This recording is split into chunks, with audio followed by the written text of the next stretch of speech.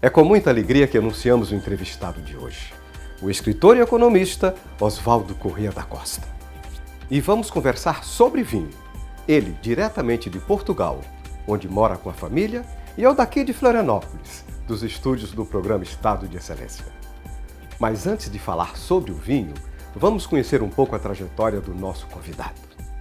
Morei em Nova York até 2006, voltei para o Brasil com a intenção de nunca mais sair do Brasil e acabei ficando de 2006 a 2016, quando a situação no Brasil já estava deteriorando bastante, fez a Márcia e eu, minha esposa Márcia e eu, nos mudarmos para Portugal.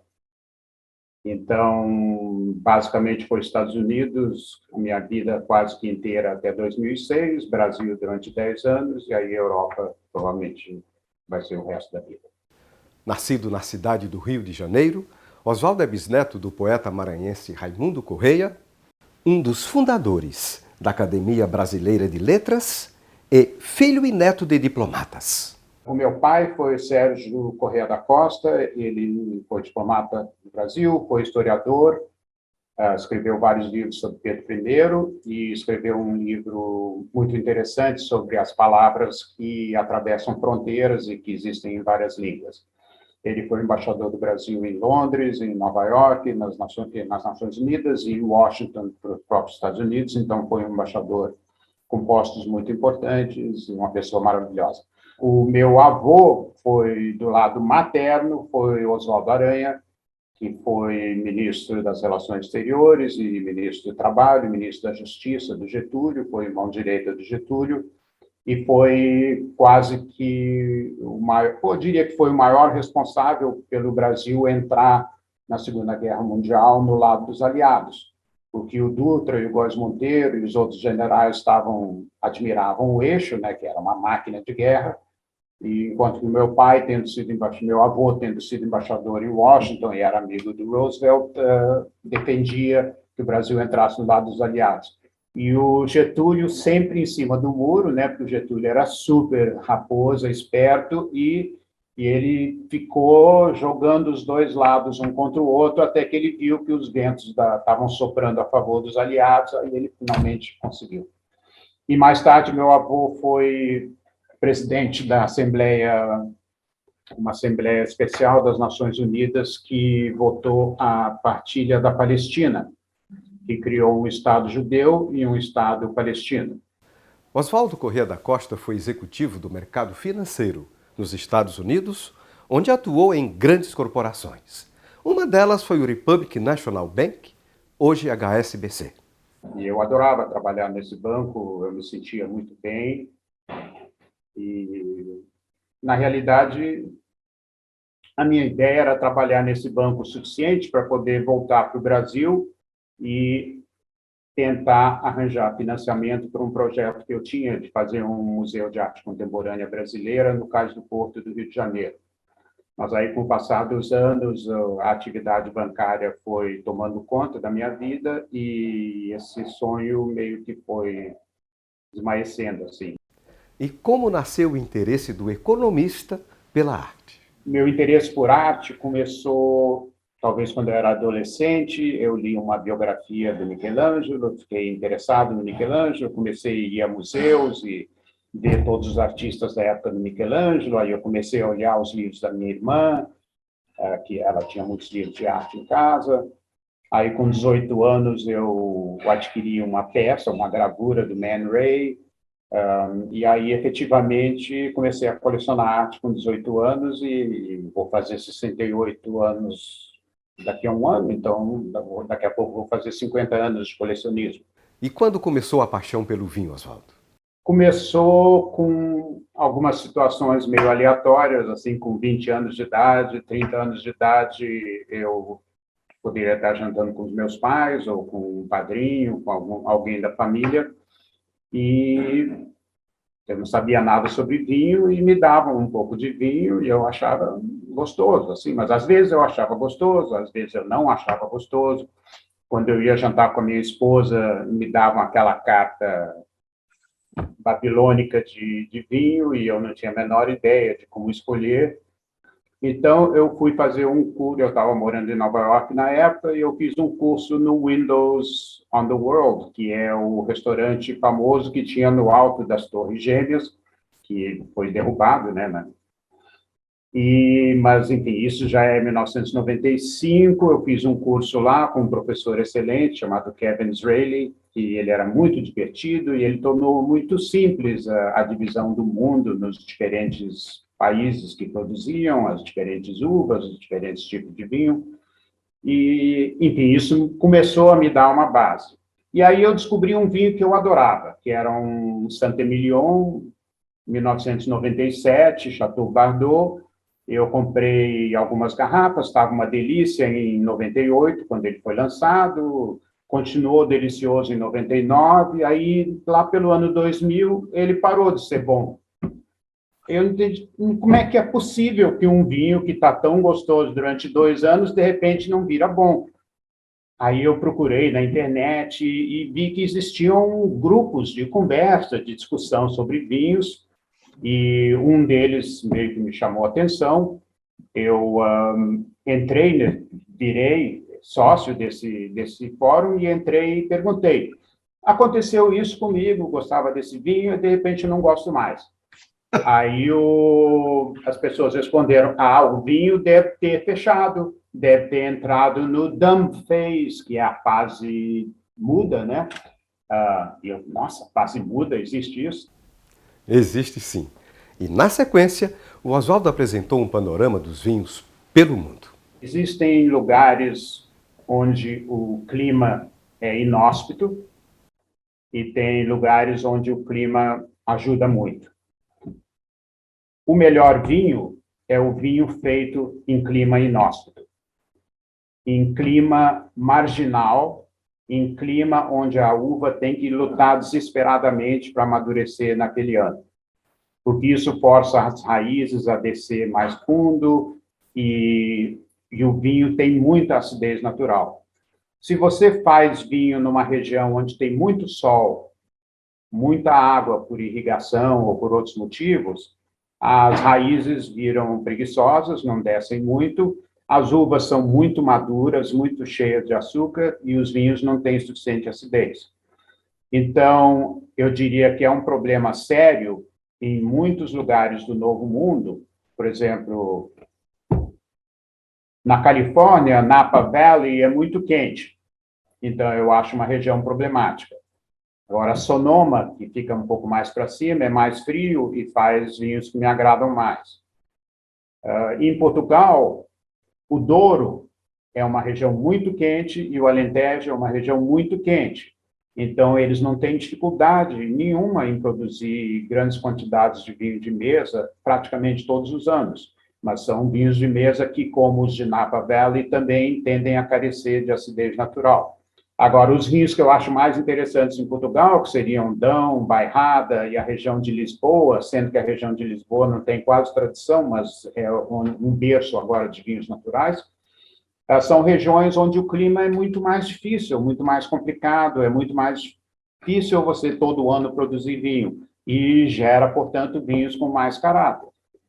Argentina, os planaltos da Argentina também, mesmo com a questão da altitude, são quase todos os vinhedos são irrigados. Então, quando você tem água fácil, as raízes não descem. A Borgonha é o grande exemplo da zona limítrofe. Quase todo ano agora tem geada, tem isso, tem chuva demais na hora da colheita. É uma dificuldade. A vida do produtor na Borgonha é uma desgraça. Você nunca sabe o que ano vai trazer. Tem regiões na Itália onde o Piemonte também pode ser muito complicado.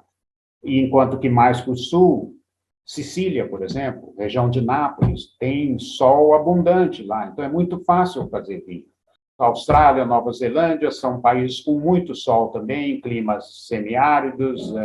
É muito fácil amadurecer uma uva lá, principalmente se você usa irrigação. E sobre o vinho brasileiro? Quando eu morava aí, eu fiz uma viagem ao Rio Grande do Sul e visitei várias das vinícolas principais e basicamente eram operações comerciais, né? elas seguiam um modelo americano. Era um modelo de business, não era um modelo europeu, que é um modelo que o que eu mais gosto é o modelo artesanal. Então, eu fiquei mal impressionado e eu achei a maioria dos vinhos que eu provei sem alma. E eram sem alma por quê? Porque são vinhos que são produzidos para vender em supermercado, quase todos. E se você vai fazer um vinho para produzir no supermercado, você tem que ter muito conservante, porque é uma brutalidade o que o vinho tem que aguentar na rede de distribuição até chegar na prateleira do supermercado. Existiam poucos produtores artesanais na época, eu fui visitar um deles, o Vilmar Petu, e eu fui visitar outro deles, o Marco Daniele. Agora, eu sei que mudou muito quando teve o evento franco-brasileiro, onde veio o Pierre Auvergnat para o Brasil e tudo, além do Marco, já tinha o Eduardo Zenker, já tinha a Lisete Vicari, já tinha né, Marina Santos também, enfim, esses são pioneiros, vieram um pouco depois do Marco, mas são ultra pioneiros também. É crescente no Brasil a produção e o consumo do vinho artesanal, do vinho que é produzido com a mínima intervenção. Bem diferente do vinho que é produzido em escala industrial, geralmente corrigido e padronizado pela adição de insumos enológicos. Isso me faz pensar numa visita que eu fiz em 2010 a uma das vinícolas mais importantes de Portugal, que faz um dos vinhos mais caros de Portugal, e eu, conversando com o dono, que é de uma simpatia assim, extraordinária, eu perguntei, mas por que você não deixa cada safra ser o que aquela safra produziu? Por que você não deixa o vinho ser o que ele quer ser? Ele falou, não, eu não posso. Os meus clientes, eles não querem brincar, fazer roleta russa, não querem brincar com possibilidades, eles querem tomar sempre o mesmo vinho e a minha responsabilidade, a minha obrigação é entregar isso para eles. Perante essa declaração, não havia, obviamente, mais nada a dizer, né? Porque é uma concepção, digamos, é uma concepção ligada ao comércio, de que você tem que, você dá o que elas gostam, né? E o que elas gostam é todo ano a mesma coisa. É possível produzir bons vinhos sem intervenção, Oswaldo? É perfeitamente possível fazer um vinho natural com uma acidez volátil que não se percebe ou que está num ponto perfeito. É perfeitamente possível fazer um vinho natural que não tem breath, que não tem sabor de leveduras, que não tem mouse, que não tem todos esses defeitos. É claro, o produtor tem 1000 decisões super importantes para tomar, e a decisão, talvez a mais importante, é quanto tempo ele vai macerar o vinho, quanto tempo ele vai fermentar o vinho, quanto tempo o líquido vai estar em contato com as cascas. Isso não dá para chamar isso de uma intervenção. Não é uma intervenção para corrigir um defeito do vinho, é uma decisão estética. É que nem um pintor resolver se ele vai usar tinta a óleo ou tinta acrílico, se ele vai diluir muito com terebentina ou pouco, quer dizer, faz parte do processo de produção. Embora considere favorável a utilização de barris de madeira neutra, por entender que a estabilidade térmica da madeira é mais interessante do que o inox, o Oswaldo é visceralmente contra a influência da madeira no sabor e na textura do vinho. Para início de conversa, um vinho não pode ter influência de madeira, porque madeira vem de outro lugar. Então, se você quer que um vinho seja a expressão da Borgonha, não adianta nada você usar barris de madeira ativa que dão um gosto de uma madeira que vem de uma floresta allié ou outras que fica a 200 quilômetros da Borgonha. E também a madeira não tem nada a ver com a vinha. É como se fosse um café com gosto de baunilha. Quer dizer, eu tomo o meu café preto, puro, sem açúcar. Eu detesto a ideia de um café com sabor. Eu acho que um vinho com madeira é que nem um café com baunilha. Não faz o menor sentido você ter um veículo de terroir que contenha sabor de madeira. A madeira também gera uma textura aveludada, porque os taninos da madeira interagem com os taninos da uva e tem um processo de polimerização que gera uma coisa meio aveludada. que eu acho meio um puxa-saquismo, então também não gosto disso. Então eu quero que o vinho seja uma expressão extremamente pura do lugar de onde ele vem e como que essa uva interpreta aquele lugar de onde ele vem. Além da madeira, há outras intervenções que, na opinião do Osvaldo, são indesejáveis. São as intervenções onde, se o vinho falta acidez, você põe mais ácido tartárico. Se o vinho falta açúcar, você põe mais açúcar. Mas pelo menos você está colocando coisas que a uva já contém. Então você está fazendo uma correção, mas você não está colocando um alienígena ali.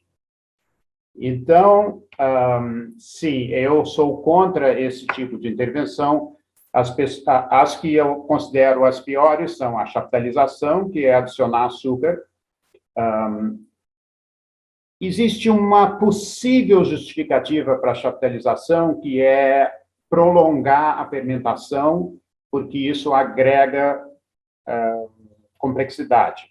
Ok, a segunda é adicionar acidez, né, ácido tartárico. Eu também sou contra isso. Eu acho que quando a pessoa adiciona acidez, você consegue sentir no vinho, porque o ácido do vinho não está bem integrado com o resto. Você sente que ele está meio destacado, como se ele estivesse correndo numa raia e o resto do vinho está correndo em outra. Existe também o bloqueio da fermentação maloláctica. Aí, ficando um pouco exótico o processo, mas quase todo vinho passa por fermentação maloláctica, onde o ácido málico é transformado em láctico. Tem produtores, como o ácido málico é muito mais forte do que o láctico, muitos produtores bloqueiam isso com microfiltragem e outras maneiras, e tem gente que acha que não tem problema fazer isso. Eu não gosto, eu acho isso uma intervenção. E tem também todo o mundo do SO2, que às vezes as pessoas consideram o único problema que distingue entre um vinho natural e outro. Não, não é. O SO2 pode ser usado em várias fases do processo. Agora, eu acho que o SO2 tira a honestidade do vinho em todos os momentos em que ele é aplicado, com exceção do engarrafamento. Porque na hora do engarrafamento, o vinho supostamente já está pronto. Então, o SO2, se você põe um pouquinho de SO2 ao engarrafar, você está dando ao vinho um pouco de segurança para ele poder entrar num caminhão e sofrer as intempéries do transporte até o distribuidor ou a loja, que vai ser o destino final do vinho. Mas aí você não está modificando o vinho para que ele seja uma coisa mais de acordo com algum ideal estético. Você está apenas protegendo ele para essa viagem final dele. Agora, em qualquer momento antes do engarrafamento, você está mudando o produto final, então eu considero isso uma intervenção. Claro que eu não sou mais tão xiita quanto eu era antigamente. Eu posso te contar de uma viagem à Suécia que foi o resultado que gerou essa mudança, né, de xiita para não xiita, mas, em princípio, eu quero que o vinho tenha o mínimo de intervenção possível, mas eu também tenho que respeitar que o viticultor, o produtor de vinho, tem que sobreviver, e se ele tem uma colheita muito ruim e ele precisa usar SO2, precisa usar outras coisas para salvar a colheita e fazer um vinho tragável que permita que ele, a esposa e os filhos sobrevivam, como é que eu vou ser contra por uma questão de princípio quando está se falando da vida de uma pessoa? Então, não dá para ser radical e eu procuro, então, frear essa minha vontade de ser radical, que me vem com certa naturalidade, talvez até demais naturalidade. E o que aconteceu na viagem à Escandinávia que provocou essa mudança? A Márcia e eu e o André, nosso filho, fizemos uma viagem maravilhosa à Suécia e a Noruega, quando foi, eu acho que foi em 2017 ou 2018. E nós nos demos conta, antes eu era sensível à acidez volátil, que é um dos defeitos que frequentemente aparece no vinho natural, mas não especialmente, não. E quando nós fomos à Suécia e à Noruega, esses dois países são paraísos para o vinho natural. Tem uma quantidade enorme de restaurantes com vinho natural, tanto nas duas capitais, e então nós fomos a vários recomendados, e em quase todos eles, os vinhos que nós experimentávamos tinham muita acidez volátil. E chegou um ponto em que a Márcia começou a não aguentar mais, eu comecei a ter dificuldade também, e aí eu fiquei meio atônito e me dei conta que uma possível explicação para isso é que a cozinha, as cozinhas escandinavas, usa muito o produto fermentado. E os sommeliers, eu comecei a conversar com os sommeliers lá na Suécia, eu comecei a conversar com as importadoras que eu fui visitar, e quase todo mundo lá dizia que eles não tinham muita sensibilidade para acidez volátil.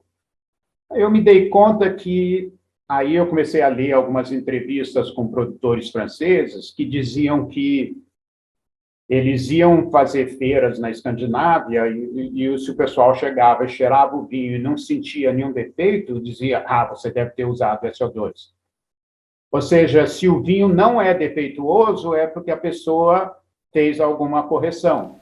O Oswaldo é administrador de um grupo privado no Facebook chamado Vinhos Naturais e Tradicionais, que traz resenhas muito interessantes sobre os vinhos que ele já provou. Esse grupo, que hoje é o VNT, no começo se chamava Vinhos do Velho Mundo e foi criado pelo Ed Mota, por volta de 2009, eu acho, 2010.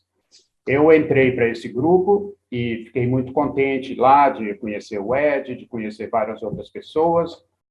E depois de um tempo surgiu uma fricção e me entregou a administração do grupo. Aí eu mudei o nome do grupo de Vinhos do Velho Mundo para Vinhos Naturais Tradicionais, que eu achava que mais corretamente definia a missão do grupo. E virou uma maneira de ter um intercâmbio com pessoas apaixonadas por vinho, e também eu queria compartilhar com os colegas aqui no Brasil as coisas que eu tinha aprendido em Nova York, sobre vinho natural, sobre a direção que o vinho estava indo. E essa coisa de anotar é um exercício, porque é muito difícil descrever um vinho, é quase impossível descrever um vinho. A liberdade de expressão é uma das principais características do grupo, seguida de uma linguagem poética na avaliação dos vinhos. Veja o que ele escreveu sobre o Tormentas Vermelho. Entrega um prazer mais protestante do que católico, mais altivo do que exuberante, como se habitasse o mundo, com uma dignidade acolada aos bens de consumo. Eu posso dizer em minha defesa que tudo isso que eu escrevo é sempre na manhã seguinte, então se tem algum grau de inspiração, não é, digamos, não tem combustível jamais nesse momento. Agora, a questão, às vezes o vinho gera esse lirismo. Agora, eu leio muito. Quando você lê muito, você adquire vocabulário, você adquire ideias, adquire conceitos, e aí quando você está pensando num vinho, você inconscientemente regurgita e reproduz modos de expressão que você aprendeu. Meu pai, que era diplomata, era também escritor, foi membro da Academia Brasileira de Letras. Meu bisavô era poeta, foi também membro fundador da Academia Brasileira de Letras. Então, no meu DNA existe alguma coisa disso. Eu tenho alguns livros publicados, não sobre vinho, mas sobre questões de arte contemporânea. Então, eu posso dizer que na veia tem alguma coisa, mas eu acho que a gente tem que atribuir a principal responsabilidade de qualquer voo de fantasia ao vinho, que é quem inspira esse tipo de voo. Caríssimo Oswaldo, obrigado pela entrevista que ampliou nossos conhecimentos sobre o vinho. Receba nossos cumprimentos. Obrigado, Raimundo. Um abraço.